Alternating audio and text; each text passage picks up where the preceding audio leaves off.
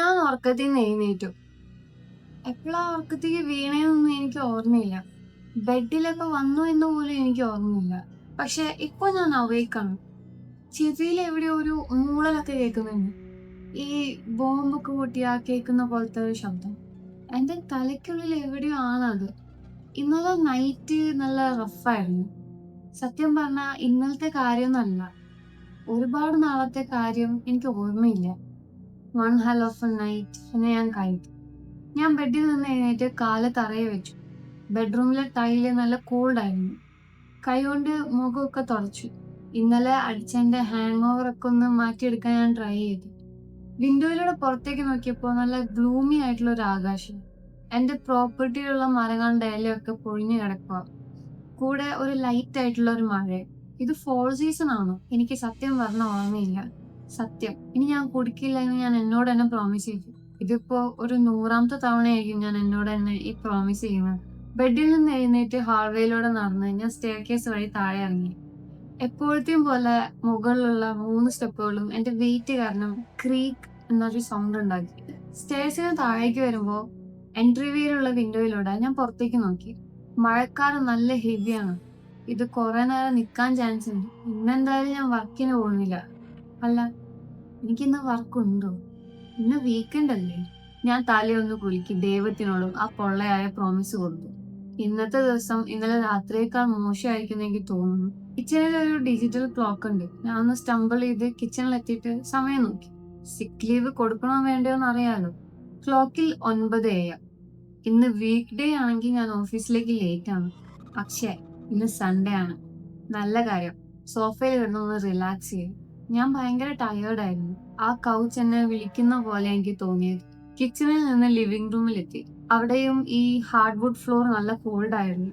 എന്റെ നട്ടലിലൂടെ ഒരു തണുപ്പ് ഷിവർ ചെയ്ത് കയറിപ്പോയി. കിടക്കുന്നതിന് മുമ്പ് തെർമോസ്റ്റാറ്റിൽ തൊട്ട് ഒന്ന് ഹീറ്റാക്കി.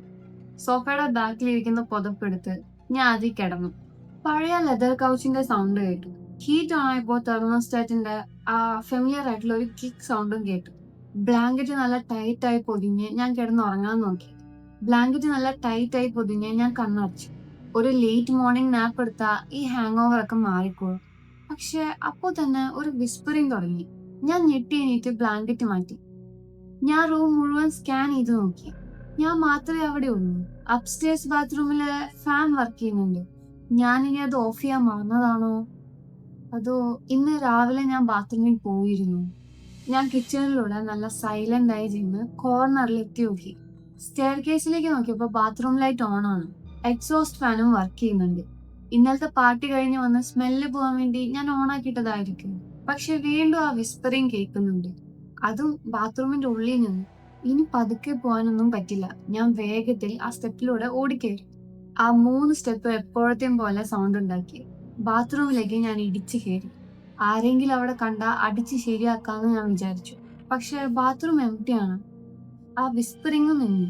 എനിക്ക് തോന്നുന്നതാവാം, കാരണം എനിക്ക് ഹാങ് ഓവർ നല്ല കൂടുതലാണല്ലോ. ഞാൻ ലൈറ്റും ഫാനും ഓഫ് ചെയ്തു. ബെഡ് അടുത്ത് തന്നെയാണ്. എനിക്ക് ഉറക്കം വേണം. ഞാൻ നല്ല ടയേർഡാ. എന്റെ റൂമിലത്തെ ബെഡ് എന്നെ ഇൻവൈറ്റ് ചെയ്യുന്നത് പോലെ. ഇതൊന്നും ഉറങ്ങി എണീറ്റാൽ നല്ല റിലീഫ് തോന്നും. ഞാൻ ബെഡിൽ കിടന്നു. ഒരു ഹോട്ട് പാനിലേക്ക് ബട്ടർ ഇടുന്നത് പോലെ ഞാൻ എന്റെ ബെഡിലേക്ക് സിങ്ക് ആയിട്ട് ബ്ലാങ്കറ്റ് താടി വരെ പൊതിഞ്ഞ് കണ്ണടച്ച് കിടന്നുറങ്ങി. ഉറങ്ങിയെന്ന് തോന്നുന്നു. പക്ഷെ ഇപ്പൊ ഞാൻ അവേക്കാണ്. എപ്പോ ഉറങ്ങിയെന്നോ ഡ്രീം കണ്ടെന്നോ എനിക്ക് ഓർമ്മയില്ല. റൂമിൽ ഇപ്പൊ നല്ല ഡാർക്കാണ്. ചുവരിലെ ഷാഡോസ് ഒക്കെ ഡീമൺസിനെ പോലെ തോന്നിപ്പിക്കുന്നു. ആ ഡീമൺസ് ഒക്കെ ചുമരിൽ നിന്ന് പുറത്തേക്ക് ചാടി അറ്റാക്ക് ചെയ്യാൻ നിൽക്കുന്നത് പോലെ. പുറത്തിപ്പോ ഒന്നും കാണാൻ പറ്റുന്നില്ല. സോ രാത്രിയായെന്ന് തോന്നുന്നു. വിൻഡോയിലൂടെ ഞാൻ മഴയുടെ സൗണ്ട് കേൾക്കുന്നുണ്ട്. ബ്ലാങ്കറ്റ് മാറ്റി ഞാൻ വീണ്ടും മുഖം തുടച്ചു. ഇനിയും ഹാങ് ഓവർ മാറിയിട്ടില്ല. നല്ല ക്ഷീണം. ആ ഡീമൺ ഷാഡോസിനെ ബെഡ്റൂമിൽ വിട്ടിട്ട് ഞാൻ ബാത്റൂമിലേക്ക് പോയി. ലൈറ്റ് ഓഫായിരുന്നു. ഞാൻ ഓൺ ചെയ്തു. ഗ്ലാസ് പിക്ചറിലെ ലൈറ്റ് ക്രിസ്റ്റൽ ബാലറീനാസ് പോലെ എല്ലായിടത്തും ഡാൻസ് ചെയ്യുന്നു. എക്സോസ്റ്റ് ഫാൻ ഓണായി. മീറ്ററിൽ എൻ്റെ മുഖം നോക്കാൻ നല്ല പേടിയുണ്ട്. പക്ഷേ ഞാൻ മീറ്ററിലേക്ക് തിരിഞ്ഞു. മീറ്ററിൽ എൻ്റെ കോലം കാണാൻ എനിക്ക് പേടിയായിരുന്നു. അപ്പോഴാണ് താഴെ നിലയിൽ നിന്ന് കേട്ട ശബ്ദം എന്നെ ഫ്രീസാക്കി കളഞ്ഞത്. പ്ലേറ്റുകളും സ്പൂണുകളും കൂട്ടിമുട്ടുന്ന ശബ്ദം. ആരും എൻ്റെ വീട്ടിലിരുന്ന് ഡിന്നർ കഴിക്കാണ്. ഞാൻ വേഗം താഴേക്ക് ഓടി. ആ ടോപ്പ് 3 സ്റ്റെപ്പ് പതിവ് പോലെ സൗണ്ട് ഉണ്ടാക്കി. കിച്ചൺ ഡോർ തള്ളി തുറന്ന് ഞാൻ വിൻഡോയ്ക്ക് അടുത്തുള്ള ഡിന്നർ ടേബിളിലേക്ക് പാഞ്ഞെത്തി. അവിടെ പ്ലേറ്റുകൾ ഇരിപ്പുണ്ട്, പകുതി കഴിച്ച് നിർത്തിയ ഫുഡ്. ഞാൻ വരുന്നത് കേട്ടപ്പോൾ അവർ തിരക്കിട്ട് എഴുന്നേറ്റ് പോയതാണ്. ഫ്രണ്ട് ഡോറിലേക്ക് പോക്കുന്ന ആ ഹാർഡ്വുഡ് ഫ്ലോറിൽ ഒരു കൂട്ടം ആനകൾ ഓടുന്നത് പോലെ ശബ്ദം കേട്ടു. അവർ ഫ്രണ്ട് ഡോറിലൂടെ പുറത്തേക്ക് ഓടുകയാണ്. ഞാൻ വേഗം എൻട്രി വേയിൽ എത്തിയപ്പോഴേക്കും ഡോർ അടഞ്ഞു. ഡെഡ് ബോൾട്ട് ലോക്ക് ആക്കുന്ന ക്ലിക്ക് ശബ്ദവും ഞാൻ കേട്ടു. അവരുടെ കയ്യിൽ കീ ഉണ്ടാകും, കാരണം പുറത്തുനിന്നാണ് അവർ ഡോർ ലോക്ക് ചെയ്തത്. വാതിലിന്റെ സൈഡിലുള്ള ഗ്ലാസ്സിലൂടെ ഞാൻ പുറത്തേക്ക് നോക്കി. പക്ഷെ ആ തണുത്തിരുട്ടത്ത് ഒന്നും കാണാൻ പറ്റിയില്ല. ആരോ എൻ്റെ വീട്ടിൽ കയറി ഫുഡ് കഴിച്ചു. അവരുടെ കയ്യിൽ കീയും ഉണ്ട്. ഇതാലോചിച്ചപ്പോൾ എനിക്കാകെ ഡിസ്റ്റർബ്ഡായി. എൻ്റെ പാസ്റ്റ് ലൈഫിലെ നിഞ്ച സ്കിൽസ് ഒക്കെ വെച്ച് അവരെ നേരിടാമെന്ന് കരുതുമെങ്കിലും വെറുതെ റിസ്ക് എടുക്കാൻ വയ്യ. പിന്നെ എനിക്ക് നല്ല ടയേർഡ്നെസ്സും ഉണ്ട്. പോലീസ് വരട്ടെ. ഞാൻ ഭിത്തിയിലുണ്ടായിരുന്ന ഫോൺ എടുത്ത് 911 ഡയൽ ചെയ്തു. ഒന്നുമില്ല. ഹാങ് അപ്പ് ചെയ്തിട്ട് വീണ്ടും ട്രൈ ചെയ്തു. ഡയൽ ടോൺ പോലും ഇല്ല. അവർ ഫോൺ ലൈൻ കട്ട് ചെയ്തോ? ഇപ്പോൾ എനിക്ക് നല്ല ദേഷ്യം വന്നു. എൻ്റെ വീട്ടിൽ കയറി ഫുഡ് കഴിച്ചും പോരാഞ്ഞിട്ട് ലൈനും കട്ട് ചെയ്തിരിക്കുന്നു. അവരുടെ കയ്യിൽ കാറൊന്നുമില്ല. ഉണ്ടായിരുന്നെങ്കിൽ സ്റ്റാർട്ട് ചെയ്യുന്ന ശബ്ദം ഞാൻ കേട്ടേനെ. അവന്മാരെ ഞാൻ വെറുതെ വിടില്ല. ദേഷ്യത്തോടെ ഞാൻ കിച്ചണിൽ നിന്നും പുറത്തു നടന്നു. വഴിയിലുണ്ടായിരുന്ന പ്ലേറ്റുകളും ബാക്കി വന്ന ഫുഡും എല്ലാം ഞാൻ തട്ടിത്തെറിപ്പിച്ചു. ചെവിക്കുള്ളിലെ ആ റിങ്ങിങ് സൗണ്ട് ഇപ്പോൾ കുറച്ചുകൂടി കൂടിയിട്ടുണ്ട്. തലയൊക്കെ പെരുക്കുന്നുണ്ട്. പക്ഷെ എനിക്കതൊന്നും ഒരു പ്രശ്നമല്ല. ഞാൻ ഫ്രണ്ട് ഡോർ വലിച്ചു തുറന്നു. ആ ബ്രാസ് ഹാൻഡിൽ കയ്യിൽ തടഞ്ഞതുപോലും ഞാൻ അറിഞ്ഞില്ല. ഞാൻ പുറത്തിറങ്ങിയതും വാതിൽ പിന്നിൽ വലിയ ശബ്ദത്തോടെ അടഞ്ഞു. മഞ്ഞു മൂടിക്കിടക്കുന്ന മുറ്റത്തേക്ക് ഞാൻ നടന്നു. മഴ കുറഞ്ഞിട്ടുണ്ട്. അവർ എവിടെയെങ്കിലും ഓടിപ്പോകുന്നുണ്ടോ എന്ന് ഞാൻ ചുറ്റും നോക്കി. അടുത്തൊരു മണിക്കൂർ നേരം മരങ്ങൾക്കിടയിലും മുറ്റത്തും എല്ലാം ഞാൻ തിരഞ്ഞു. പക്ഷെ ആരെയും കണ്ടില്ല. അവരെപ്പോഴും സ്ഥലം വിട്ടിട്ടുണ്ടാവും. പക്ഷേ എനിക്ക് നല്ല ഉറക്കവും വരുന്നു. തിരിച്ച് വീടിനടുത്തേക്ക് വന്നപ്പോൾ എൻട്രി വേയിലെ ലൈറ്റ് ഓൺ ആണെന്ന് ഞാൻ ശ്രദ്ധിച്ചു. ആ വിൻഡോസിൻ്റെ ഷാഡോ മുറ്റത്തെ കല്ലുകളിൽ തെളിഞ്ഞു കാണാം. പിന്നെ ഫ്രണ്ട് ഡോർ തുറന്നു കിടക്കുന്നു. ഞാൻ അത് അടച്ചതാണെന്നാണ് എൻ്റെ ഓർമ്മ. ആ ശബ്ദവും ഞാൻ കേട്ടതാണ്. ഞാൻ വീടിനുള്ളിലേക്ക് ഓടിക്കയറി. കാറ്റിൽ കരിയിലകളൊക്കെ പറക്കുന്നുണ്ടായിരുന്നു. ചെവിക്കുള്ളിൽ ആ ശബ്ദം ഇപ്പോൾ സഹിക്കാൻ പറ്റാതെ അത്രയും കൂടിയിട്ടുണ്ട്. കൂടെ ആരോ വിസ്പർ ചെയ്യുന്നതും കേൾക്കാം. തണുത്ത ഫ്ലോറിലൂടെ ഞാൻ നടന്നു ചെന്നപ്പോൾ അവിടെ 3 പേര് നിൽക്കുന്നു. ഒന്നാമത്തേത് ഒരു പ്രീസ്റ്റാണ്, പള്ളിയിലച്ചൻ. പുള്ളിയുടെ ഒരു കയ്യിൽ കൊന്തയും മറ്റേ കയ്യിൽ ബൈബിളും ഉണ്ട്. രണ്ടാമത്തേത് ഒരു സ്ത്രീയാണ്, നല്ലൊരു കോട്ടൊക്കെ ഇട്ടിട്ടുണ്ട്. മൂന്നാമത്തെ ആളെ കണ്ടപ്പോൾ ഞാൻ തകർന്നുപോയി. അതെൻ്റെ മകളാണ്. എനിക്കൊരു മകളുണ്ടെന്ന കാര്യം ഞാൻ എങ്ങനെ മറന്നു? അവൾ അതീവ സുന്ദരിയായി അവിടെ നിൽക്കുന്നു. അവളെ കണ്ടപ്പോൾ എനിക്കെന്തോ വലിയൊരു നഷ്ടബോധം തോന്നി. എനിക്ക് അവളെ ഭയങ്കരമായി മിസ് ചെയ്യുന്നു. പക്ഷെ എന്തുകൊണ്ടാണെന്ന് എനിക്ക് മനസ്സിലാവുന്നില്ല. ഞാൻ അവളെ കഴിഞ്ഞ ദിവസമല്ലേ കണ്ടത്. പെട്ടെന്നൊരു കടൽ തീരത്തെക്കുറിച്ചുള്ള ഓർമ്മകൾ എൻ്റെ മനസ്സിലൂടെ കടന്നുപോയി. നല്ല ഉപ്പുകാറ്റുള്ളൊരു ദിവസം. എൻ്റെ മകൾ അവിടെയുണ്ട്. ഞങ്ങൾ പട്ടം പറത്തുകയാണ്. തിരമാലകൾ കരയിലേക്ക് അടിച്ചു കയറുന്ന സൗണ്ടും എൻ്റെ മകളുടെ ആ ചിരിയും ഇപ്പോൾ എൻ്റെ കാതിലുണ്ട്. അതൊരു ഗംഭീര ദിവസമായിരുന്നു. അന്ന് അവൾ എത്ര ചെറുതായിരുന്നു, നല്ല സുന്ദരിയും ആക്റ്റീവും. പക്ഷെ ഇപ്പോൾ അവൾ കരയുകയാണ്.